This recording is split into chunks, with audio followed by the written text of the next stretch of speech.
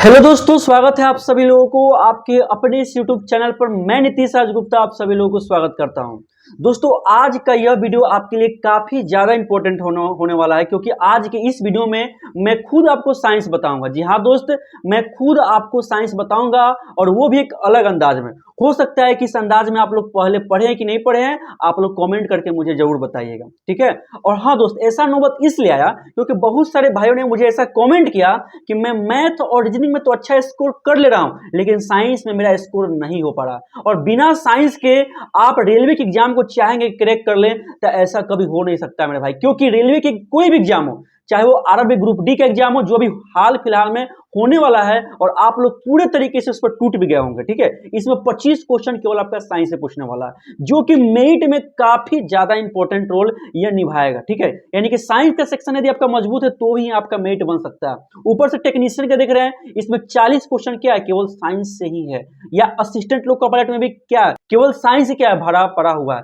यानी कि कह सकते हैं कि रेलवे का कोई भी एग्जाम हो, चाहे वो रेलवे का हो चाहे एसएससी का हो, उसमें साइंस पूछेगा तो पूछेगा। अब बात ये कि पूछेगा कहां से, ठीक है मेरे भाई। तो सबसे पहले ये आपको देखना है कि आखिर पूछता कहां से है। तो मैंने पहले ही पूरे स्ट्रेटजी वीडियो में बताया था कि साइंस कैसे पढ़ना है। यदि आप लोग नहीं देखे हैं तो जाके जरूर से जरूर देख लीजिएगा। मैं उस वीडियो का लिंक इस वीडियो के डिस्क्रिप्शन में डाल दूंगा। तो मेरे भाई, सबसे बड़ा बात ये आता है कि साइंस पढ़ना कहां से है। तो देखिए, रेलवे ने खुद अपने सिलेबस में बताया है कि हम साइंस जो है ना आपका 9th और 10th के एनसीईआरटी से पूछेंगे। आप बिल्कुल जाके देख सकते हैं कि उसमें मेंशन किया हुआ है। इसलिए आपको पहला पूरा फोकस किस पर करना है मेरे भाई, एनसीईआरटी पर करना है, क्लास 9th और क्लास 10th पर, ठीक है मेरे भाई। तो आज के इस वीडियो में हम क्लास 10th के एनसीईआरटी के चैप्टर 1, जिसका नाम क्या होने वाला है, केमिकल रिएक्शन एंड इक्वेशन, यानी कि रासायनिक अभिक्रिया तथा समीकरण, उसके पूरे पार्ट को एकदम अच्छे तरीके से समझेंगे। यानी एनसीईआरटी के हर एक पॉइंट को मैं बहुत अच्छे तरीके से आपको क्या करूंगा, बताऊंगा, ठीक है। उसके हर एक पॉइंट को मैं कमेंट करूंगा, मैंने किस प्रकार से पढ़ा था, आपको किस कैसे पढ़ना है, मैं ऑल टू ऑल पॉइंट को बताऊंगा, ठीक है। और हाँ, एक बात और ध्यान दीजिएगा, यदि आप लोग एनसीईआरटी किताब नहीं किने तो जरूर से जरूर किन के उसको सामने खोल के हर एक पॉइंट को टिक आउट करना है, हर एक पॉइंट को सही से समझना है। और एक काम लास्ट में आपको यह करना है, यह वीडियो कैसा लगा, ठीक है, आपको कमेंट करके जरूर बताना है। क्योंकि आप यह कमेंट करेंगे अच्छा लगा कि बुरा लगा, इसी के बाद ना मैं आगे का सेशन कंप्लीट करूंगा, ठीक है। यदि आपको अच्छा लगेगा तो मैं इस सेशन को कंटिन्यू लेकर के हमेशा चलूंगा, ठीक है मेरे भाई। तो चलते हैं, स्टार्ट करते हैं क्लास 10th के एनसीईआरटी के चैप्टर 1, जिसका नाम क्या है, केमिकल रिएक्शन। दोस्त, जैसा कि चैप्टर 1 का नाम बताया गया, रासायनिक अभिक्रिया तथा समीकरण, ये काफी इंपॉर्टेंट चैप्टर है और ये केमिस्ट्री के सेक्शन का बहुत इंपॉर्टेंट पॉइंट आप समझ सकते हैं। तो सबसे पहले समझते हैं कि आखिर रासायनिक अभिक्रिया तथा समीकरण होता क्या। देखिए, रासायनिक अभिक्रिया, तो रासायनिक को बाद में देखेंगे, पहले अभिक्रिया देखते हैं।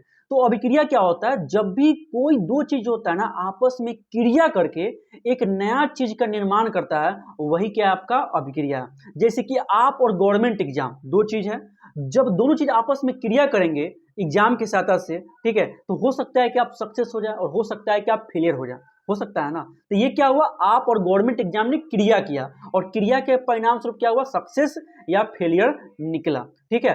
अब इसी को जब केमिस्ट्री का फॉर्म देते हैं, जब केमिस्ट्री का फॉर्म देंगे ना तो हो जाएगा, जब भी कोई दो तत्व हो गया या दो यौगिक हो गया, आपस में मिल करके एक नए पदार्थ का निर्माण करता है, तो वो क्या कहलाएगा, वो भी क्या है, आपका रासायनिक अभिक्रिया ही है। बात समझ में आ गया, दो तत्व या यौगिक। जैसे समझिए ना आप, बहुत ही इंपॉर्टेंट मैं आपको एग्जाम्पल बता रहा हूं, ठीक है। जैसे कि जलने वाला गैस होता है हाइड्रोजन, जो खुद जलता है, और जलाने वाला गैस होता है ऑक्सीजन, जो जलाने में मदद करता है, ठीक है। और दोनों मिलकर क्या करता है, जल का निर्माण करता है, H2O, जो आग को क्या करता है, बुझा देता है। समझ सकते हैं कि केमिस्ट्री का कितना इंपॉर्टेंट सिम्टम है, ठीक है, नेचर का कितना इंपॉर्टेंट रोल है कि जलने वाला गैस है भाई हाइड्रोजन, जलाने वाला गैस है ऑक्सीजन, दोनों मिलकर क्या करता है, जल बनाता है, और क्या करता है, आग को क्या करता है, बुझा देता है। या और एग्जाम्पल इसका देखिए, जैसे कि कार्बन और ऑक्सीजन दोनों आपस में कांटेक्ट करके क्या बनाता है, कार्बन डाइऑक्साइड गैस बना लेता है ना। उसी प्रकार से सल्फर और ऑक्सीजन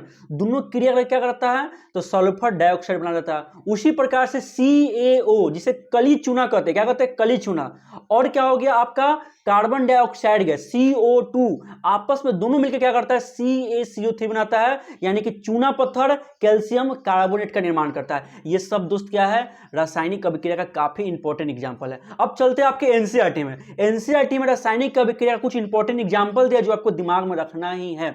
जैसे कि सबसे पहले दिया गया है भोजन का पकाया जाना, यह भी क्या आपका रासायनिक अभिक्रिया है। फिर दिया गया अंगूर का किण्वन होना, आप देख सकते हैं अंगूर का किण्वन होना क्या है, रासायनिक अभिक्रिया है। ठीक है, ऊपर से दिया गया आपका हमारा शरीर भोजन को पचा लेता है, यह भी क्या आपका रासायनिक अभिक्रिया है। हम सांस लेते हैं, यह भी क्या आपका रासायनिक अभिक्रिया है। ये कुछ इंपॉर्टेंट एग्जांपल है जो आपको ध्यान देना है। अब चलते आगे की तरफ। अब रासायनिक समीकरण क्या होता है? ठीक है, रासायनिक समीकरण कुछ नहीं है, रासायनिक अभिक्रिया को जिस प्रकार से लिख के हम दिखाते हैं ना मेरे भाई, वही क्या आपका रासायनिक समीकरण होगा। जैसे कि आप सीधा बात समझिए कि आप हैं और गवर्नमेंट एग्जाम है, दोनों ने आपस में क्रिया किया तो क्या बना, सक्सेस और फेलियर बना। तो जिस प्रकार से हम दर्शा रहे हैं ना, यही क्या रासायनिक समीकरण है। और देखिए एग्जांपल, जैसे कि हाइड्रोजन था ना, हाइड्रोजन चलने वाला गैस हाइड्रोजन है, प्लस जलाने वाला गैस कौन था, आपका ऑक्सीजन था। दोनों मिलकर क्या किया, जल का निर्माण किया। तो मैं जिस रूप में प्रकट कर रहा हूं, ये क्या आपका, ये है आपका क्या रासायनिक समीकरण है। या कैल्शियम ऑक्साइड CaO हो गया प्लस CO2 हो गया, और दोनों ने आपस में क्रिया करके क्या बनाया, तो CaCO3 चूना पत्थर बनाया। ये भी क्या आपका रासायनिक अभिक्रिया ही है। ठीक है, रासायनिक समीकरण ही है। यानी कि रासायनिक अभिक्रिया को जिस रूप में हम प्रकट करते हैं मेरे भाई, वही क्या होगा, रासायनिक समीकरण होगा। अब चलते आगे की तरफ। जानते हैं मेरे भाई, जब भी कोई भी केमिकल रिएक्शन होता, ठीक है, उस समय बहुत सारी चीजों में परिवर्तन होता है। ठीक है, बहुत सारी चीजों में परिवर्तन होता है। अब वो कौन कौन सा चीज में परिवर्तन होता है, देखते हैं एनसीईआरटी की तरफ। सबसे पहले बता रहा है कि इसकी अवस्था में चेंजिंग होता है। ठीक है, उसका स्टेट बदल जाता है। जैसे कि हो सकता है कोई ठोस से द्रव बन जाए, हो सकता है कि कोई द्रव से गैस बन जाए, इस प्रकार से अवस्था में चेंजिंग होता है। ऊपर से यह बता रहा है कि इसके रंग में परिवर्तन होता है, कलर चेंज हो जाता है। हो सके कि पहले वायलेट होगा, बाद में पिंक हो जाएगा रासायनिक अभिक्रिया के बाद। और बता रहा है कि गैसों का निष्कासन होता है, गैस का निष्कासन होगा या उत्सर्जन होगा। जैसे कि आप पढ़े होंगे कि कोई भी अम्ल जो होता है ना, कोई भी अम्ल जो होता है धातु से अभिक्रिया करके हाइड्रोजन गैस को छोड़ता है। जैसे कि आप देखिए जिंक है और प्लस H2SO4 है, दोनों आपस में क्रिया करेगा तो क्या बनाएगा, जिंक सल्फेट बनाएगा और हाइड्रोजन गैस क्या करेगा दोस्त, मुक्त कर देगा। ठीक है, तो इस प्रकार से आपका क्या है, इस प्रकार से गैस का निष्कासन भी होता है। ऊपर से बता रहा है कि तापमान में परिवर्तन होता है, टेम्परेचर में चेंजिंग होता है, यानी कि तापमान बढ़ भी सकता है और घट भी सकता है। ये रासायनिक अभिक्रिया के बाद होने वाला कुछ महत्वपूर्ण इंपॉर्टेंट चेंजिंग है। अब दोस्त देखते हैं कि आखिर रासायनिक समीकरण को हम लिखते कैसे हैं। तो चलते हैं दोस्त और देखते हैं कि आखिर रासायनिक अभिक्रिया को प्रदर्शित कैसे करते हैं। ठीक है, तो रासायनिक अभिक्रिया को प्रदर्शित करने से पहले हमें सबसे पहले जानना पड़ेगा कि आखिर अभिकारक क्या होता है और प्रतिफल क्या होता है। ये दो चीज काफी इंपॉर्टेंट चीज है जो जानना काफी आवश्यक है। उसी के बाद हम समझ सकते हैं कि आखिर हम लोग रासायनिक समीकरण को किस प्रकार से प्रदर्शित करते हैं और कैसे लिखते हैं।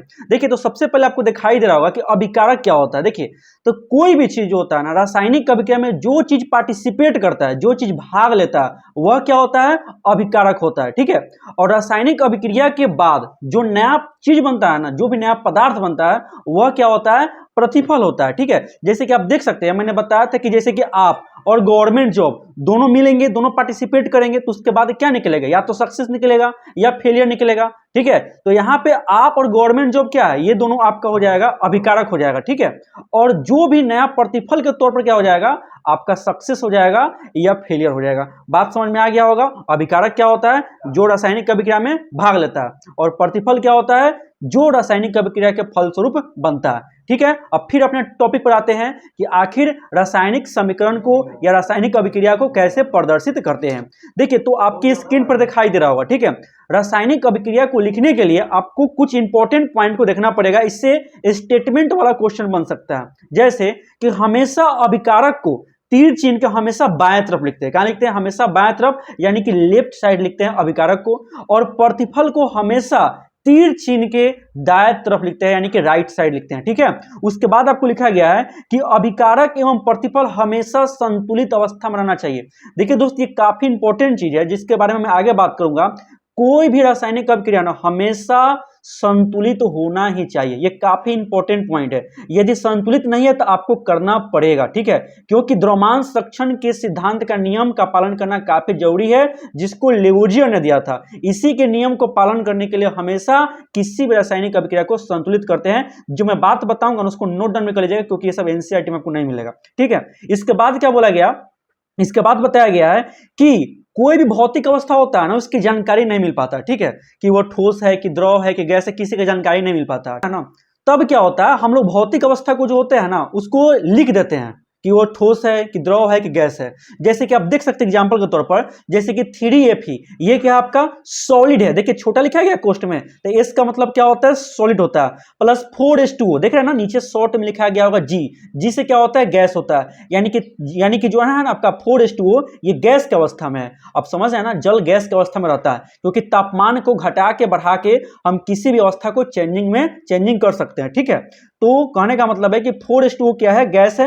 अब प्लस क्या है, उसके बाद क्या है, तीर का चिन्ह दिया गया है और बताया गया है Fe3O4 जो कि सॉलिड स्टेट में है, और प्लस H2O है जो कि गैस के स्टेट में है, ठीक है। इस प्रकार से देख रहे हैं ना, सॉलिड, गैस और लिक्विड को हम इसी प्रकार से उसके भौतिक अवस्था को बता सकते हैं। फिर अगला पॉइंट कहता है कि ताप हो गया, दाब हो गया, उत्प्रेरक हो गया, ठीक है। इसको भी तीर चिन्ह के ऊपर या नीचे क्या करते हैं, लिख देते हैं। समझ में आ रहा ना, ताप, दाब और बोले तो आपका उत्प्रेरक। अब उत्प्रेरक क्या होता है, देखिए उत्प्रेरक वह सब्सटेंस होता है जो रासायनिक अभिक्रिया में खुद भाग नहीं लेता, लेकिन रासायनिक अभिक्रिया की गति को बढ़ा देता है, ठीक है।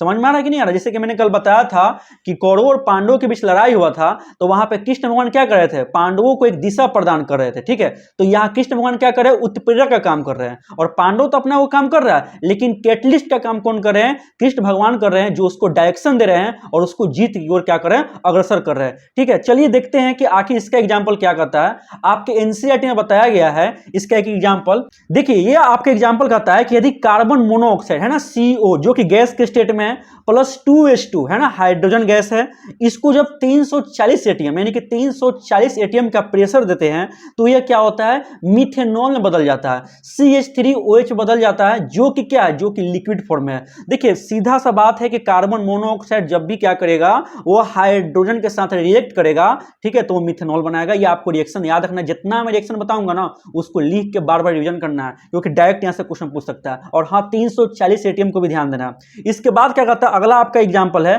प्रकाश संश्लेषण का एग्जाम्पल है, ठीक है। देखिए जैसे कि 6CO2 प्लस 12H2O, ये जो है ना सूर्य के प्रकाश और क्लोरोफिल की उपस्थिति में C6H12O6, जिसे हम लोग ग्लूकोज के नाम से जानते हैं, ऊपर से क्या है, प्लस 6O2 ऑक्सीजन बना रहा है, प्लस 6H2O बना रहा है, ठीक है। ये है प्रकाश संश्लेषण का रिएक्शन है। और हाँ, मोल पर जरूर ध्यान दीजिएगा कि कितना मोल बन रहा है। जैसे कि यहाँ पे 6O2 बन रहा है, प्लस 6H2O बन रहा है, इस सब पर भी थोड़ा आपको ध्यान देना है। बोले ना कि ऑल टोल रिएक्शन को अपने माइंड में सेट कर लीजिएगा, काफी इंपॉर्टेंट है, ठीक है। तो ये सब भी क्या है, ये सब है वैसे एग्जाम्पल एनसीईआरटी का जो ताप, दाब, उत्प्रेरक को बताते हैं। चलिए अब बात करते हैं आखिरकार कि आखिर रासायनिक समीकरण कितने प्रकार के होते हैं। देखिए रासायनिक समीकरण जो होते हैं ना, दो प्रकार के होता है बेसिकली, ठीक है। सबसे पहला है आपका संतुलित रासायनिक समीकरण, जिसे बैलेंस केमिकल इक्वेशन कहते हैं, और दूसरा है आपका बोले तो असंतुलित रासायनिक समीकरण, जिसे नॉन बैलेंस केमिकल इक्वेशन कहते हैं, ठीक है मेरे भाई। ये दो है आपका रासायनिक समीकरण। और एक चीज और ध्यान दीजिएगा, असंतुलित रासायनिक समीकरण को कंकाली समीकरण भी कहते हैं। नोट डाउन करिएगा, कंकाली समीकरण। देखिए अब आपकी स्क्रीन पर दिखाई दे रहा होगा कि आखिर संतुलित और असंतुलित में क्या डिफरेंस है। देखिए संतुलित रासायनिक समीकरण कहता है ना, जो रासायनिक अभिक्रिया होता है ना, इसमें तीर चिन्ह होता है, और तीर चिन्ह के दोनों तरफ होता है, एक तरफ होता है अभिकारक और एक तरफ होता है प्रतिफल। मैंने बताया अभिकारक और प्रतिफल क्या होता है, ठीक है। तो अभिकारक और प्रतिफल है ना, यदि तीर चिन्ह के दोनों तरफ, ठीक है, प्रत्येक तत्व के परमाणुओं की संख्या बराबर हो जाए, देखिएगा ध्यान से, यदि तीर चिन्ह के दोनों तरफ प्रत्येक तत्वों की परमाणुओं की संख्या बराबर हो जाए तो वह होगा संतुलित रासायनिक समीकरण, और यदि बराबर नहीं होगा तो वह होगा असंतुलित रासायनिक समीकरण, ठीक है। अब देखिएगा एग्जाम जो होता है ना, चाहे वो कोई भी एग्जाम हो, ठीक है, स्पेशली रेलवे के एग्जाम में क्या करता है, आपको एक असंतुलित रासायनिक समीकरण दे देगा और वह 4 ऑप्शन देगा, और आपको बोलेगा कि इनमें से कौन सा सही ऑप्शन है, ठीक है। तो आपको वहां पे सही तरीका से उसको संतुलित करके सही तरीका से उसको ऑप्शन को चूज करना पड़ेगा। इसको ध्यान दीजिएगा, क्योंकि हमेशा एएलपी के शिफ्ट में, इससे जो पहले एग्जाम हुआ था, हमेशा इससे क्वेश्चन पूछा गया था, फिर से टेक्नीशियन में क्वेश्चन पूछा गया है, और ग्रुप डी में तो बिल्कुल पूछा जाएगा, ठीक है। ये आपका हो गया।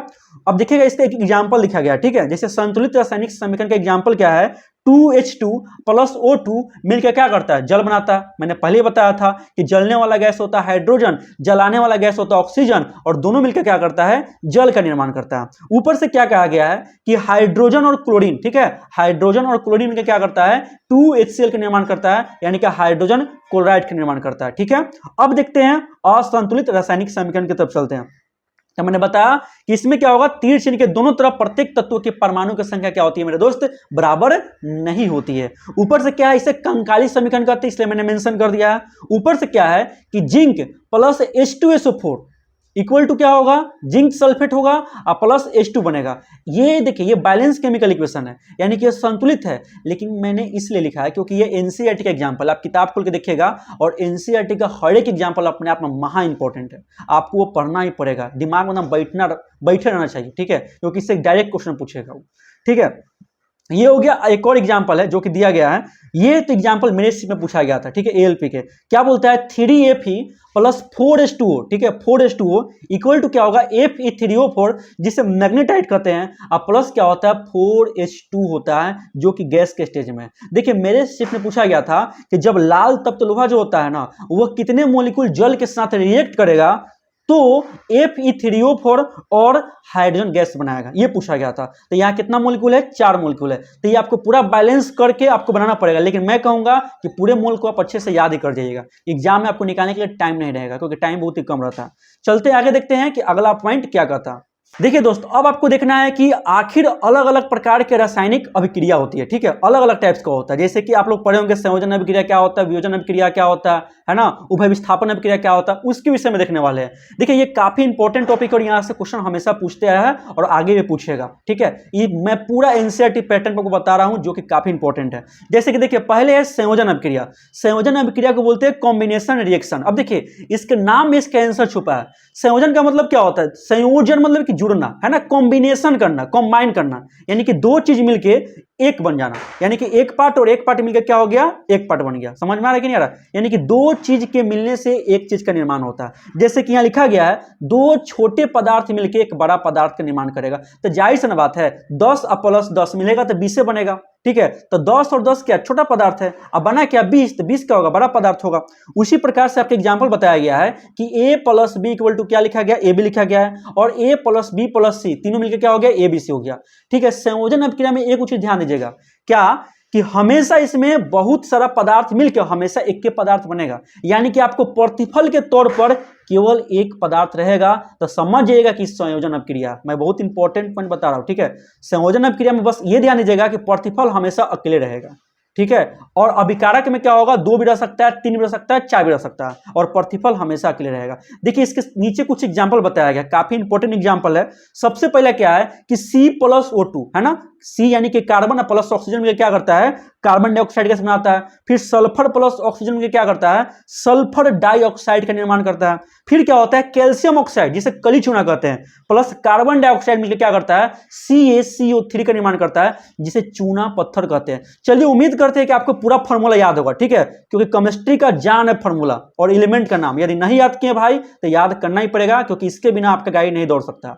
ठीक है, जैसे मैं नाम बोल रहा हूं तो आप बोलेगा कि नाम कैसे बोल रहे हैं, इसलिए बोल पा रहा हूं क्योंकि मैंने इसको अच्छे से स्टडी किया है।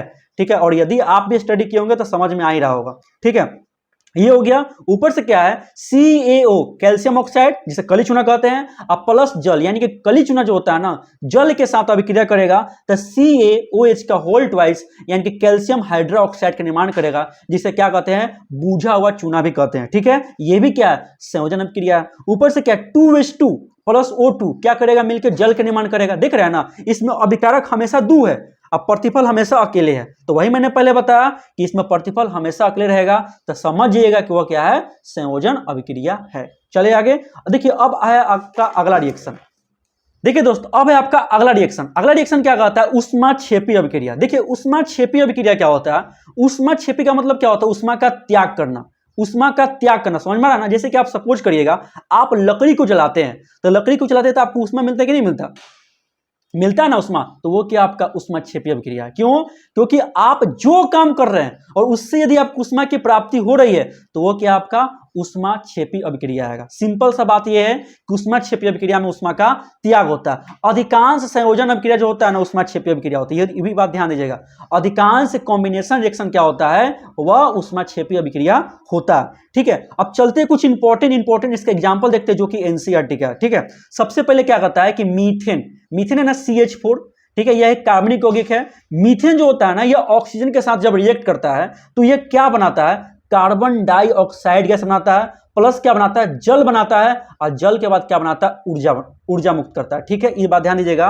अब एक बात और ध्यान दीजिएगा, ठीक है, मैं बता रहा हूं आपको, कोई भी कार्बनिक यौगिक है, ठीक है मेरे भाई ध्यान दीजिएगा, कोई भी कार्बनिक यौगिक को यदि आप जलाएंगे ना तो हमेशा कार्बन डाइऑक्साइड गैस मुक्त करेगा और हमेशा जल बनाएगा और ऊर्जा तो देवे करेगा। चाहे वो पेट्रोल को जलाइए, चाहे डीजल को जलाइए, है ना, चाहे वो कोयला को जलाइए या लकड़ी को जलाइए, है ना, किसी भी चीज को जलाइएगा तो वो आपको कार्बन डाइऑक्साइड गैस देवे करेगा। ठीक है, ये बात है। देखिए भाई, अब जानते हैं श्वसन भी एक ऊष्माक्षेपी अभिक्रिया है। ठीक है, और यह बात एनसीईआरटी में बहुत अच्छे तरीके से मेंशन किया गया, मैं आपको बताता हूं। देखिए, श्वसन एक ऊष्माक्षेपी अभिक्रिया है क्योंकि इसके दौरान क्या होता है, ऊष्मा का त्याग होता है। क्योंकि अब जानते हैं हम कोई भी खाना खाते हैं, उस खाने में क्या रहता है, प्रोटीन रहता है, विटामिन रहता है, मिनरल्स रहता है, फैट्स रहता है, और ये सब क्या है, कॉम्प्लेक्स कंपाउंड है, और ये हमारे बॉडी में जाएगा, डिकम्पोज होगा, यानी कि विघटित होगा। विघटित होने के बाद अंततः यह क्या होगा, ग्लूकोज में परिवर्तित हो जाएगा, और यही ग्लूकोज क्या करता है, कोशिका के अंदर जाएगा तो माइटोकॉन्ड्रिया क्या करता है, ऊर्जा का उत्पादन करता है कि नहीं करता, ऊर्जा मुक्त करता है। इसी से हम कोई काम को कर पाते हैं। तो इसी कारण बताया गया है कि श्वसन क्या है, ऊष्माक्षेपी अभिक्रिया है। आप देख सकते हैं कि उसका क्या है, यहाँ पे केमिकल रिएक्शन लिखा गया है, क्या है, C6H12O6 प्लस 6O2, तो क्या बन रहा है, 6CO2 प्लस 6H2O और प्लस ऊर्जा मुक्त हो रही है। इस रिएक्शन को मेरे भाई याद रखिएगा, जितना ज्यादा हो सके उतना ज्यादा रिवीजन करिएगा। ठीक है, वही बोला गया। आप लोग ये देख लिए कि श्वसन एक ऊष्माक्षेपी अभिक्रिया, मैंने बता भी दिया। ऊपर से एक चीज और ध्यान दीजिएगा कि साग सब्जियों से कंपोस्ट बनना है ना, साग सब्जी से क्या होता है, खाद बनता है, वो भी क्या है, एक ऊष्माक्षेपी अभिक्रिया है, इसको ध्यान दीजिएगा।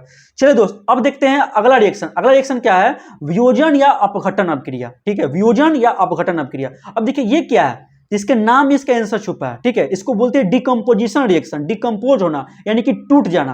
देखिए, वियोजन का मतलब ये होता है टूटना, वियोग देख रहे हैं ना, वियोग मतलब किसी का अलग हो जाना। ठीक है, तो ये वियोजन का मतलब क्या होता है, वियोजन का मतलब ये होता है किसी चीज का टूट जाना, यानी कि कोई भी बड़ा पदार्थ रहेगा ना, वो छोटे छोटे यौगिक में क्या होगा, टूट जाएगा। बात समझ में कि नहीं गया, कोई बड़ा पदार्थ छोटे छोटे यौगिक में टूट जाएगा। संयोजन इसका उल्टा था, उसमें छोटा छोटा पदार्थ मिलकर बड़े पदार्थ का निर्माण कर रहा था। अब वियोजन में क्या हो रहा है, एक बड़ा पदार्थ छोटे छोटे पदार्थ में टूट जा रहा। ठीक है, जैसे कि आप समझिए, इसका एग्जांपल बताया गया है कि ए और बी, ए बी है ना, ए बी एक बड़ा पदार्थ है और ये रिएक्शन के बाद टूट गया दो पार्ट में, ए प्लस बी, टूटा कि नहीं टूटा। फिर देखिएगा एक्स वाई जेड है ना, ये भी क्या है, केमिकल रिएक्शन जब घटित हो रहा है तो ये क्या हो रहा है, X plus Y plus Z में टूट जा रहा है। देख रहे हैं ना, संयोजन के ठीक उल्टा है। इसका मैं डायरेक्ट आपको ट्रिक बताता हूं। इसमें ना अभिकारक हमेशा अकेले रहेगा।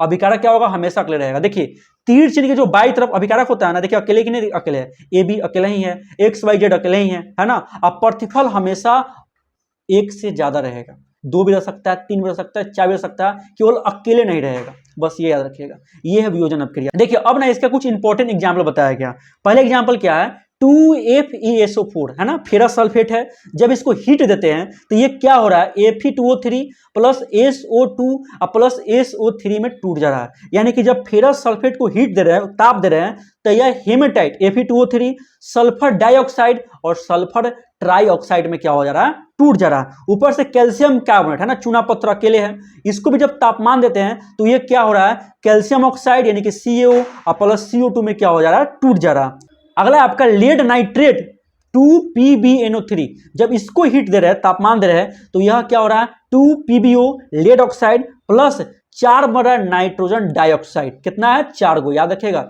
4 नाइट्रोजन डाइऑक्साइड है और प्लस ऑक्सीजन है। क्वेश्चन यहां से पूछा है, इसलिए मैं बता रहा हूं, 4 पर ध्यान देना है। ठीक है, अब एक चीज और ध्यान दीजिएगा, जो 4NO2 बन रहा है ना, उसका धुआं का रंग कैसा होता है, भूरा होता है। 4NO2 का कलर कैसा होता है मेरे भाई, भूरा होता है। इसको ध्यान दीजिएगा, भूरा धुआं उठता है। ठीक है, अब देखते हैं ऊष्माशोषी अभिक्रिया क्या होता है। देखिए, ऊष्माक्षेपी के ठीक उल्टा होता है ऊष्माशोषी। ठीक है, ऊष्माक्षेपी में क्या हो रहा था, ऊष्मा का त्याग हो रहा था, और ऊष्माशोषी में क्या होगा, ऊष्मा का ग्रहण होगा। क्या होगा, ऊष्मा का अवशोषण होता है। ठीक है। तो क्या क्या मतलब है इसका, जानते हैं? अधिकांश वियोजन अभिक्रिया जो होता है ना उष्माशोषी अभिक्रिया होता है, क्योंकि उसमें का क्या करता है, अवशोषण करता है। जैसे एग्जांपल देखें ना आप सभी लोग, फेरस सल्फेट हीट एब्जॉर्ब किया तब ना टूटा, किस में टूटा, Fe2O3 में टूटा, SO2 में टूटा और SO3 में टूटा, टूटा कि नहीं टूटा। ऊपर से क्या है, CaCO3, जब इसको भी आपने क्या किया, हीट दिया तब नहीं टूटा, कैल्शियम ऑक्साइड प्लस कार्बोनेट टूटा, है ना। अब देखिएगा जब लेड नाइट्रेट है, यो क्या किया, हीट को एब्जॉर्ब किया तब ना टूटा, लेड ऑक्साइड में टूटा, 4NO2 में टूटा और प्लस क्या टूटा, O2 में टूटा, है कि नहीं है, देख रहे हैं ना। तो ये क्या है, ये है उष्मा का अवशोषण कर रहा है। आप देखिए ना बर्फ, देखते हैं ना बर्फ, बर्फ को आप तापमान देंगे तब ना पानी में बदलेगा, जल्दी से पानी बदल जाएगा। तो बर्फ को जब आप तापमान दे रहे हैं, यानी कि तापमान को पी रहा है, तापमान को एब्जॉर्ब कर रहा है, तब जाकर क्या होगा, वो तब जाके वो पानी बनेगा, ठीक है। लोहा को पिघलाना है तो उसको पहले तापमान देना पड़ता है, तब ना लोहा पिघलता है, ठीक है। तो ये क्या, उष्मा का वो अवशोषण कर रहा है, ठीक है। चलिए अब आगे देखते हैं कि अगला पॉइंट क्या करता है। देखिए अगला पॉइंट है आपका प्रकाश रासायनिक अभिक्रिया। देखिए इसके नाम में आंसर छुपा है, पता है ना। प्रकाश रासायनिक अभिक्रिया क्या होता है, यह प्रकाश के द्वारा अपघटित होता है। अपघटन का मतलब क्या होता है, टूट जाना, ठीक है। तो वैसी रासायनिक अभिक्रिया जो प्रकाश के द्वारा अपघटित होती है उसे प्रकाश रासायनिक अभिक्रिया कहते हैं। लेकिन आपको डेफिनेशन से दूर दूर तक कोई मतलब नहीं है, आपको सीधा एग्जाम्पल याद रखना है। जैसे ये देखिए, जब सिल्वर क्लोराइड है, देखिए सिल्वर क्लोराइड 2AgCl, ठीक है, जैसे इस पर सनलाइट पड़ता है, सूर्य का प्रकाश पड़ता है, तो यह क्या होता है, 2Ag प्लस Cl2 में क्या हो रहा है, टूट जा रहा है। और यहाँ पे सबसे विशेष बात यह है कि यहाँ पे जो होता है ना, सिल्वर क्लोराइड का जो श्वेत कलर होता है ना, वो धूसर रंग में क्या होता है, परिवर्तित हो जाता है। ध्यान देखिए, ध्यान दीजिएगा कि इसका श्वेत कलर किसमें बदल जाता है, धूसर रंग में बदल जाता है। कौन, सिल्वर क्लोराइड, कब, जब सूर्य का प्रकाश पड़ता है तब, ठीक है। अब अगला पॉइंट देखिएगा, अगला पॉइंट है 2AgBr, यानी कि सिल्वर ब्रोमाइड, देख रहे हैं दोनों में सिल्वर लागल है। सिल्वर ब्रोमाइड जो होता है ना, इस पर भी जब सनलाइट पड़ता है तो यह भी क्या होता है, 2Ag प्लस Br2 में क्या होता है, टूट जाता है। और सबसे विशेष बात यहाँ ये है, जो काफी यहाँ पूछा गया है, कि AgBr का उपयोग हम लोग श्याम श्वेत फोटोग्राफी में करते हैं, यानी कि सिल्वर ब्रोमाइड का उपयोग कहाँ करते हैं, फोटोग्राफी में करते हैं। इस बात को आप लोग ध्यान दीजिएगा। अगला पॉइंट क्या है, अगला पॉइंट आपका बोलता है कि विस्थापन या प्रतिविस्थापन अभिक्रिया क्या होता है, ठीक है। विस्थापन या प्रतिविस्थापन अभिक्रिया काफी इंपॉर्टेंट है, ठीक है। यह काफी बच्चों को परेशान भी करता है, लेकिन ध्यान दीजिएगा। देखिए विस्थापन या प्रतिविस्थापन में क्या होता है, अधिक सक्रिय धातु अपने से कम सक्रिय धातु को हटा करके उसका स्थान क्या करता है, ग्रहण कर लेता है। अब सपोज करिए कि आप जो है पढ़ाई लिखाई कर ही नहीं रहे हैं, और सोचे कि हमारा एग्जाम निकल जाएगा, ठीक है, और आपसे कोई व्यक्ति ज्यादा मेहनत कर रहा है, तो ये बताइए, आप भी एग्जाम बैठेगा, वो भी एग्जाम बैठेगा, ठीक है। लेकिन वो आपसे ज्यादा एक्टिव है, वो ज्यादा सक्रिय है, और आप कम सक्रिय है। आप कम सक्रिय इसलिए क्योंकि आप पढ़ाई नहीं कर रहे हैं, वो ज्यादा सक्रिय इसलिए क्योंकि ज्यादा पढ़ाई कर रहा है। तो बोलिए एग्जाम में जब भाग लेगा तो वो तो आपको हटा देगा, साइड कर देगा तुरंत, क्योंकि उसका नंबर ज्यादा आएगा, आपका नंबर कम आएगा। आपका आ गया 55, उसका आ गया 60, तो बताओ तो आपको साइड कर दिया कि नहीं साइड कर दिया, आपके जगह आके वो भी स्थापित हो जाएगा, क्योंकि सीट कम है। इसी कारण बताया गया है, इसी कारण मैं आपको समझा रहा हूं कि विस्थापन या प्रतिविस्थापन में क्या होता है, जो अधिक सक्रिय धातु होता है, जो ज्यादा मेहनत करने वाला स्टूडेंट होता है, जो ज्यादा एक्टिव धातु होता है, वह अपने से कम सक्रिय धातु को विस्थापित करेगा और उसका स्थान क्या करेगा, ग्रहण कर लेगा। जैसे कि आप एग्जांपल देख सकते हैं, मैं इसका पूरा डिटेल्स वर्णन करूंगा नेक्स्ट चैप्टर में, ठीक है, क्योंकि वहां पूरा डिटेल्स बताया गया, अभी बस यहां समझिए, ठीक है। तो इसका सीधा एग्जाम्पल आपको दिया गया है क्या, कि जब लोहा जो होता है ना, कॉपर सल्फेट, देख रहे हैं ना, Fe प्लस CuSO4 है, जब ये रिएक्ट हो रहा है, देख रहे हैं ना, तो FeSO4 प्लस कॉपर बन रहा है कि नहीं, FeSO4 प्लस कॉपर बन रहा। तो इसने क्या किया, लोहा जो है ना कॉपर को साइड कर दिया, क्योंकि लोहा ज्यादा एक्टिव था, तो लोहा कॉपर को साइड कर दिया, क्या बनाया, फेरस सल्फेट प्लस कॉपर बनाया। फिर नीचे एग्जांपल दिया गया, जिंक प्लस H2SO4, जब यह रिएक्ट करेगा तो क्या बनाया, जिंक सल्फेट बनाया, और हाइड्रोजन को क्या किया, साइड कर दिया। ठीक, अगला एग्जांपल है लेड, यानी कि Pb प्लस CuCl2, जो कि कॉपर क्लोराइड है, इससे रिएक्ट करता है तो क्या बनता है, लेड क्लोराइड बनता है, और प्लस क्या होता है, कॉपर को क्या करता है, साइड करता है। देख रहे हैं ना, इसमें क्या हो रहा है, तत्व साइड हो रहा है कि नहीं हो रहा, जो कम सक्रिय धातु वो क्या हो रहा है, साइड हो रहा है। देखिए अब है आपका अगला पॉइंट, अगला पॉइंट है द्विविस्थापन अभिक्रिया, इसे उभय विस्थापन अभिक्रिया भी कहते हैं, या इंग्लिश में से डबल डिस्प्लेसमेंट रिएक्शन कहते हैं। अब ये क्या होता है, इसको समझते हैं। देखिए द्विविस्थापन अभिक्रिया समझ में आ रहा है ना, यानी कि दो का विस्थापन होगा, दो का विस्थापन समझ में आ रहा है कि नहीं आ रहा, दो विस्थापन होगा। अब आपको पता होगा क्लास 9th में आप लोग पढ़े होंगे, नहीं तो आप लोग थोड़ा मोड़ा जानते होंगे तो पता होगा, एक दो प्रकार के रेडिकल होता है, एक होता है पॉजिटिव रेडिकल, एक होता है निगेटिव रेडिकल, या आयन दो प्रकार का होता है, एक होता है घन आयन, एक होता है ऋण आयन। तो कोई भी जो कंपाउंड बनता है ना, दो चीज से मिलकर बनता है, एक होता है घन आयन और एक होता है ऋण आयन, यानी कि पॉजिटिव रेडिकल और नेगेटिव रेडिकल से मिलकर बनता है। जैसे कि सोडियम क्लोराइड बना, तो Na क्या है, यह पॉजिटिव रेडिकल है, और क्लोरीन क्या है, यह नेगेटिव रेडिकल है। बात समझ में आ रहा है कि नहीं आ रहा, यह मूलक का बात होता है। तो कहने का मतलब यह होता है कि उभय विस्थापन या डबल डिस्प्लेसमेंट रिएक्शन में क्या होता है, इसमें आयनों का आदान प्रदान होता है, यानी घन आयन और ऋण आयन का क्या होगा, एक्सचेंज होगा। जैसे कि आप एग्जाम्पल देखिए, यहाँ पे एग्जाम्पल क्या दिया गया है, AgNO3 है ना, AgNO3, Ag आपका प्लस में है, NO3 आपका माइनस में है, अरे है ना। पहले होता है पॉजिटिव रेडिकल, बाद में होता है नेगेटिव रेडिकल, पहले होता है घन आयन, बाद में होता है ऋण आयन, ठीक है। तो Ag क्या हो गया प्लस में, NO3 क्या हो गया माइनस में, प्लस NaCl, तो Na क्या है प्लस में और Cl क्या है माइनस में, है ना। अब जानते हैं हेर फेर होगा, अदला बदली किया जाएगा। अदला बदली समझ में आता है ना, हमर वाला तू ले ले, तेरा वाला मैं ले लूंगा, ये हो रहा। तो इसी प्रकार से क्या हुआ, Ag जो है ना प्लस वाला, ई चला गया दूसरे वाले के माइनस के पास में, देख रहे हैं ना, Ag भाग गया किसके पास में, Cl के पास में, गया कि नहीं गया, तो क्या बना लिया, AgCl बना लिया। और NO3 जो है ना, ये माइनस में है, तो ये चल जाएगा दूसरे वाले प्लस के पास में, ठीक है, अपना प्लस वाला छोड़ दिया, ठीक है। तो NO3 कहाँ चल गया, Na के पास में चला गया, है ना। तो ये क्या बन गया, NaNO3 हो गया, यानी कि यहाँ पे आयनों का हेरफेर हो रहा है, आदान प्रदान हो रहा है, ठीक है। मेरा पॉजिटिव तू ले जा और तेरा नेगेटिव मैं ले लूंगा, ये कहने का मतलब है, ठीक है, डबल डिस्प्लेसमेंट रिएक्शन, ठीक है मेरे भाई। चलिए आगे देखते हैं, अगला पॉइंट क्या है, अगला पॉइंट आपका है बोले तो अवक्षेपण अभिक्रिया, ठीक है। अवक्षेपण अभिक्रिया जानते हैं ना, अवक्षेपण अभिक्रिया काफी इंपॉर्टेंट है, ठीक है। देखिए अवक्षेपण अभिक्रिया में ना, यह बेसिकली उभय विस्थापन अभिक्रिया ही है, ठीक है, डबल डिस्प्लेसमेंट रिएक्शन ही है, क्योंकि इसमें दो का विस्थापन होबे करेगा। जहां दो का विस्थापन हुआ तो समझिए कि वो डबल डिस्प्लेसमेंट रिएक्शन है, वो उभय विस्थापन अभिक्रिया है, वह द्वि विस्थापन अभिक्रिया। तो इसमें क्या होता है भाई, ये समझिएगा, ठीक है। अवक्षेपण अभिक्रिया एक ऐसी अभिक्रिया है जिसमें रासायनिक अभिक्रिया जब हो जाता है ना, तो एक अवक्षेप प्राप्त होता है। अब अवक्षेप क्या होता है ये समझते हैं। जैसे कि आप सपोज करिए, आपने एक मतलब गिलास लिया, ठीक है, उस गिलास में पानी रखा, पानी के बाद चीनी रखा, और चीनी के बाद नमक रखा, और नमक के बाद बालू भी रख दिया, ठीक है।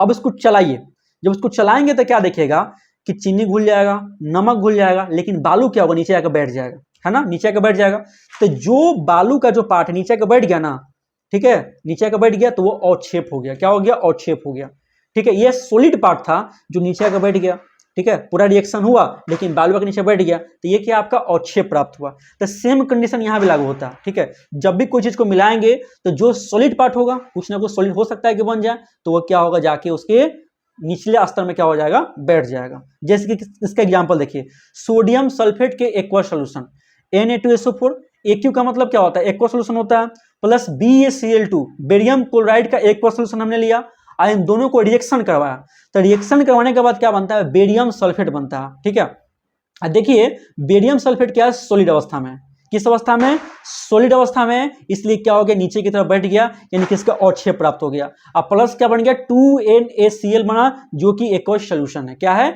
एक्वस सोल्यूशन है, ये आपका विलयन रहेगा, यानी कि जो भी सॉलिड पार्ट नीचे आकर बैठ जाएगा। एग्जाम पूछता है कि इनमें कौन किसका अवक्षेप प्राप्त होगा, तो आपको दिमाग रखना पड़ेगा कि यहाँ पे बेरियम सल्फेट का अवक्षेप प्राप्त हो रहा है। अगला एग्जाम्पल है AgNO3, सिल्वर नाइट्रेट है, NaCl के साथ रिएक्ट कर रहा है, तो क्या बना रहा है AgCl, इसका अवक्षेप मिलेगा, किसका मिलेगा, AgCl का। और एग्जाम्पल काफी इंपॉर्टेंट है, ध्यान दीजिएगा, AgCl का अवक्षेप प्राप्त होगा, और प्लस क्या होगा, NaNO3 मिलेगा।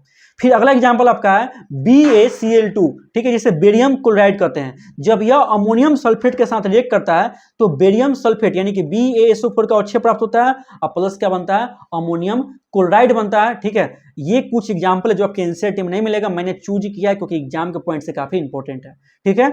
चलिए दोस्तों, अब अगला पॉइंट देखते हैं कि अगला पॉइंट क्या कहता है। देखिए अगला पॉइंट बहुत इंपॉर्टेंट है, इसका नाम है ऑक्सीकरण और अवकरण अभिक्रिया, ठीक है। देखिए ऑक्सीकरण को सिंपल भाषा में उपचयन बोला जाता है, क्या कहते हैं, ऑक्सीकरण को उपचयन कहते हैं, और अवकरण को अपचयन कहते हैं। इसको याद कैसे कहेंगे, देखिए अ से अवकरण, अ से अपचयन, दूगो जब अ आ रहा है तो समझिएगा, अ से अवकरण और अ से अपचयन होता है, ठीक है। और एक है ऑक्सीकरण और एक है उपचयन, इस बात को याद रखिएगा, ठीक है।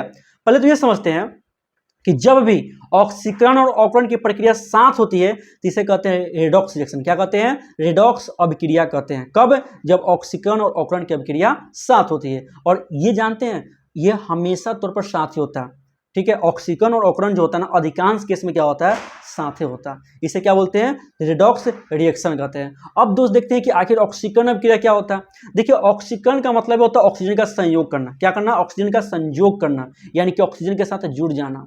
ऑक्सीकरण का मतलब क्या होता है? ऑक्सीजन के साथ जुड़ जाना, ठीक है, या हाइड्रोजन का त्याग करना। समझ में आ रहा है कि नहीं आ रहा? यानी कि एक जुड़ेगा तो दूसरा को त्याग करेगा, यानी कि ऑक्सीजन जुड़ा तो हाइड्रोजन क्या करेगा? त्याग करेगा। और अवकरण क्या होता है? अवकरण में क्या होता है? ऑक्सीजन का त्याग करता है और हाइड्रोजन को ग्रहण करता है। उल्टा हो रहा है कि नहीं हो रहा? अवकरण क्या करता है? हाइड्रोजन को ग्रहण करता है और ऑक्सीजन का त्याग करता है। तो याद कैसे करेंगे? बस सिंपल याद रखिएगा कि ऑक्सीकरण, ऑक्सीकरण में देख रहे हैं ना, ऑक्सीकरण के नाम में ऑक्सीजन आ रहा है कि नहीं आ रहा? तो ऑक्सीकरण अभिक्रिया क्या करता है? ऑक्सीजन के साथ संयोग करता है। तो ऑक्सीजन के साथ संयोग किया तो हाइड्रोजन तो त्याग भी करेगा, ठीक है। इस प्रकार से आप याद कर सकते हैं। चलिए अब इसका एग्जाम्पल देखते हैं। एग्जाम्पल देखिए आपके सामने दिखाई दे रहा होगा, ठीक है, ध्यान से समझिएगा। क्या है? CuO लिखा गया है ना। CuO जो है ना, यह H2 के साथ अभिक्रिया कर रहा है। तो अभिक्रिया के बाद बन रहा है Cu बन रहा है, अब प्लस क्या बन रहा है? H2O बन रहा है। तो आप ये बताइए CuO था पहले, अब प्राप्त हुआ Cu, हुआ कि नहीं हुआ? ये बताइए। Cu हुआ, तो ये बताइए इसमें से क्या गायब हुआ? ऑक्सीजन गायब हुआ, है ना। ऑक्सीजन गायब हुआ यानी कि अवकरण हो गया। बात समझ में आ रहा है ना? ऑक्सीजन गायब होने के अवकरण हो गया, यानी कि आप कह सकते हैं कि CuO का अवकरण हुआ है और अवकरण को अपचयन कहते हैं। देखिए लिखा गया होगा, ठीक है, इसको क्या कहते हैं? अपचयन कहते हैं। तो मैंने अपचयन लिखा। अच्छा ये बताइए रिएक्शन के बाद बना H2O, बना कि नहीं बना? जल बना। अब पहले क्या था? H2 था, बाद में क्या बना? H2O बना। तो आप मुझे ये बताइए, पहले था H2, बाद में बन गया H2O, यानी कि इसमें ऑक्सीजन आया। तो ऑक्सीजन आया मतलब क्या? ऑक्सीकरण। ऑक्सीकरण को क्या कहते हैं? उपचयन कहते हैं। देखिए आपका उपचयन लिखा गया होगा, ठीक है। इसके बाद आपका अगला पॉइंट देखिए, अगला पॉइंट क्या कहता है? अगला पॉइंट कहता है कि zinc oxide ZnO plus C यानी कि कार्बन, ठीक है, ये रासायनिक अभिक्रिया करता है तो क्या बनता है? जिंक बनता है, प्लस क्या बनता है? कार्बन मोनोऑक्साइड बनता है। तो थोड़ा यहाँ गौर करिएगा, पहले था जिंक ऑक्साइड, अब बाद में क्या बन गया? जिंक। देख रहे हैं ना, ZnO से जिंक बना, यानी कि ऑक्सीजन गायब हुआ। जैसे ऑक्सीजन गायब हुआ यानी कि अवकरण, और अवकरण को क्या कहते हैं? अपचयन कहते हैं। तो लिखा गया अपचयन। देखिए अपचयन लिखा गया है ना, लिखा गया। फिर देखिए C, पहले था कार्बन और बन गया CO, पहले था C और बन गया CO, यानी कि इसमें ऑक्सीजन जुड़ गया। तो जैसे ऑक्सीजन जुड़ गया यानी कि क्या हो गया? ऑक्सीकरण। ऑक्सीकरण को क्या कहते हैं? उपचयन कहते हैं। तो वही लिखा गया यहाँ पे, ठीक है। ये एग्जाम्पल समझिएगा ध्यान से। ये एग्जाम्पल क्या कहता है? MnO2 है ना, मैग्नीज ऑक्साइड है, अब प्लस क्या है? HCl है ना, HCl। रासायनिक अभिक्रिया के बाद क्या बन रहा है? MnCl2 बन रहा है, प्लस 2H2O बन रहा है, अब प्लस Cl2 बन रहा है। तो यहाँ पे गौर करिएगा, देखिए पहले था MnO2, अब बाद में बना MnCl2। देख रहे हैं ना, कुछ एग्जाम्पल कॉमन करिएगा। पहले था MnO2, बाद में क्या बना? MnCl2। क्या इसमें ऑक्सीजन गायब हुआ? बोलिए, जब ऑक्सीजन गायब हुआ तो ये क्या हो गया? अवकरण हो गया, और इसे क्या कहते हैं? अपचयन कहते हैं। तो देखिए लिखा गया होगा कि MnO2 का क्या हो गया? अपचयन हो गया, क्योंकि इसमें ऑक्सीजन गायब हो गया। अच्छा ये बताइए, पहले था HCl, अब बाद में बन गया H2O। देख रहे हैं ना, पहले था HCl, बाद में क्या बन गया? H2O, यानी कि HCl के साथ क्या हो गया? ऑक्सीजन जुड़ गया। जुड़ा कि नहीं जुड़ा? तो HCl के साथ जब ऑक्सीजन जुड़ा तो इसका क्या हो जाएगा? आपका ऑक्सीकरण। और ऑक्सीजन को क्या कहते हैं? उपचयन कहते हैं, ठीक है, यही लिखा गया। चलिए समझ में आ गया, आप समझ में आ गया होगा आपको अच्छे तरीके से। फिर भी कोई दिक्कत है तो आप मुझे कमेंट करके जरूर बता दीजिएगा। देखिए अगला पॉइंट है आपका संक्षारण। ये आपके एनसीईआरटी का लास्ट पॉइंट चल रहा है, संक्षारण। जितना था केमिकल रिएक्शन मैंने आपको बता दिया। अब है संक्षारण। देखिए संक्षारण को बोलते हैं क्रोजन। ये संक्षारण क्या होता है? देखिए संक्षारण का सिंपल सा मीनिंग होता है, जब भी वायु, समझ में आ रहा है ना, वायु एवं नमी, नमी को आर्द्र भी कह सकते हैं, यानी कि किसी भी चीज का क्षय तभी होगा जब वो वायु और नमी की उपस्थिति रहेगा, ठीक है। जब तक ले उसको ऑक्सीजन या नमी नहीं मिलेगा, नमी को आप आर्द्र भी समझ सकते हैं, ठीक है, इन दोनों की उपस्थिति में संक्षारण होगा। यानी कि संक्षारण के लिए दो चीज चाहिए, एक है आपका वायु और दूसरा आपका नमी या आर्द्र। अब संक्षारण है क्या? तो धातु के परत को धीरे धीरे क्षय होना, धीरे धीरे खत्म होना, धीरे धीरे खराब होना, ये क्या? संक्षारण है, ठीक है। संक्षारण का मतलब होता है धातु के परत का क्षय होना। अब कुछ इंपॉर्टेंट पॉइंट है जो ध्यान दीजिएगा। सबसे पहला पॉइंट है कि लोहे पर जंग लगना एक ऑक्सीकरण अभिक्रिया है, क्योंकि संक्षारण तभी होता है जब ऑक्सीजन के साथ संयोग होता है, ठीक है, तो ये बात याद रखिएगा, संक्षारण क्या है? एक ऑक्सीकरण अभिक्रिया। तो लोहे पर जंग लगना एक ऑक्सीकरण अभिक्रिया है, और जब भी लोहा पर जंग लगता है तो वो लालिमा युक्त क्या बन जाता है? भूरा बन जाता है। कैसा बनता है? लालिमा युक्त भूरा बन जाता है। ध्यान दीजिएगा, एनसीईआरटी का लाइन है। दूसरा पॉइंट ये है कि चांदी के ऊपर काला परत जम जाना, ठीक है, चांदी के ऊपर काला परत जम जाना, ये भी क्या है? संक्षारण का इंडिकेटर है। और कैसा बनता है? काला बनता है। और क्यों बनता है? क्योंकि यह हाइड्रोजन सल्फाइड या सल्फाइड के साथ रिएक्ट कर जाता है, ठीक है, रिएक्ट करके क्या करता है? सिल्वर सल्फाइड बनाता है, इसी कारण से बन जाता है। आप बस इतना याद रखिएगा कि चांदी के परत का काला हो जाना संक्षारण है, और यह क्यों होता है? सल्फर की उपस्थिति के कारण होता है। ये इंपॉर्टेंट है, एग्जाम में आ सकता है। अगला पॉइंट है कि तांबे की परत का हरा होना, यह भी क्या? संक्षारण है। और यह किसकी उपस्थिति के कारण होता है? तो कार्बोनेट की उपस्थिति के कारण होता है, ठीक है। अब चलते हैं अगला, सबसे लास्ट पॉइंट देखते हैं, विकृत गंधिता क्या होता है, ठीक है। विकृत गंधिता क्या होता है मेरे भाई? ध्यान दीजिए। देखिए, विकृत गंधिता जानते हैं, यह देखते हो कभी कभी क्या करते हैं, कोई व्यक्ति भोजन को खुला छोड़ देता है, लंबे समय तक खुला छोड़ देगा ना, तो भोजन क्या होता है? वह स्वादहीन हो जाता है, वह गंधहीन हो जाता है, वह पूरा अप्रिय हो जाता है, उसका टेस्ट खराब हो जाता है। होता है कि नहीं होता? होता है ना। यही विकृत गंधिता। ऐसा क्यों होता है? क्योंकि वह ऑक्सीजन के साथ संयोग कर लिया, क्योंकि वायुमंडल में होता है ऑक्सीजन, उसके साथ संयोग कर लिया, और संयोग होने के कारण क्या हो गया? वो ऑक्सीकृत हो गया, और जैसे ऑक्सीकृत हो गया वो खराब हो गया, ठीक है। इसी कारण से हम लोग क्या करते हैं? इससे बचने के लिए ऑक्सीकारक पदार्थ यूज करते हैं। किसका करते हैं? ऑक्सीकारक पदार्थ यूज करते हैं, जो ऑक्सीकृत हुई पदार्थ को क्या करता है? काट देता है। सीधे बात समझिए ना, कि हम लोग ऑक्सीकारक पदार्थ यूज करते हैं जो ऑक्सीकरण को क्या करता है? काट देता है। अरे भाई समझ में आ रहा है कि नहीं आ रहा? अरे भाई प्लस को काटने के लिए माइनस ना चाहिए, और माइनस को काटने के लिए प्लस चाहिए। बात समझ में आने की नहीं आ रहा? यानी कि ऑक्सीकरण से बचाना है तो ऑक्सीकारक पदार्थ का यूज करना ही पड़ेगा, ठीक है। इसी कारण से चिप्स के पैकेट में क्या होता है? नाइट्रोजन गैस को भरा जाता है। किसको भरा जाता है? नाइट्रोजन गैस को भरा जाता है, ठीक है मेरे भाई। तो ये था आपका केमिकल रिएक्शन एंड इक्वेशन का पूरा पार्ट, ठीक है, जिसमें मैंने पूरा एनसीईआरटी का हर एक पॉइंट को मैंने देखा। यदि फिर भी आपको कोई समस्या है तो आप मुझे कमेंट करके जरूर बताइएगा। और हाँ, मैंने जितना पॉइंट को बताया आप लोग अच्छे तरीके से नोट्स बना लीजिएगा। और हाँ, ये सेशन आपको कैसा लगा आप लोग मुझे कमेंट करके जरूर बताइएगा।